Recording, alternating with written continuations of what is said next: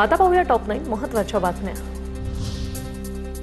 सर्वसामान्यांना महागाईचा झटका। सीएनजी आणि पीएनजीच्या दरांमध्ये वाढ। सीएनजीच्या दरात 1 रुपये तर घरगुती पीएनजीच्या दरात 85 पैशांची वाढ।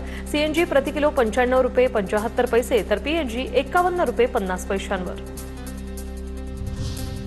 डिझेल हवा इंधनाच्या निर्यात शुल्कात वाढ। डिझेलवर आता 14 रुपये निर्यात शुल्क। एफटीएवरचं निर्यात शुल्क प्रति लिटर 12.5 रुपये। पेट्रोल निर्यातीवरील शुल्क दरात कोणताही बदल नाही। बेकायदेशीर औषध विक्री आणि विनापरवाना सौंदर्य प्रसाधन उत्पादन करणाऱ्या आस्थापनांविरोधात एफडीएची कारवाई। मुंबई साताऱ्यातील कारवाईत 34,61,000चा मुद्देमाल जप्त। एफडीए आयुक्त तुकाराम मुंडे यांचा मोर्चा आता सौंदर्य प्रसाधनातील भेसळ थांबवण्याकडे। एसटी महामंडळाकडून तिकीट दरातील 10% हंगामी भाडेवाढ आणखी महिनाभरासाठी कायम। वाढत्या इंधन खर्चाचा आर्थिक भार पडल्याने एसटी महामंडळाचा हा निर्णय।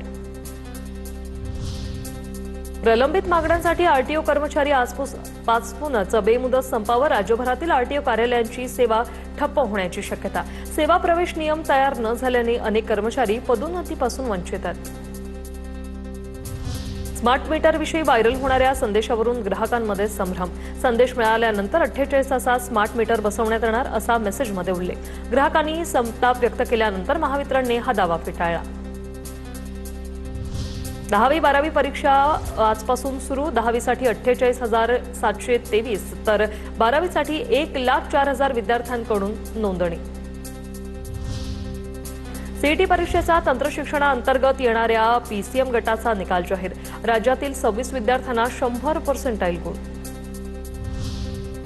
प्रणित मोरे आणि प्रशिक्षणार्थी डॉक्टर सेजल पवारची उद्या चौकशी होणार। आक्षेपार्ह वक्तव्याप्रकरणी महाराष्ट्र सायबरने चौकशीसाठी समन्स बजावलं। आजच्या चौकशीसाठी दोघेही हजर राहणार नाही। दोघांनीही तपासात सहकार्य करण्याची तयारी दर्शवली आहे।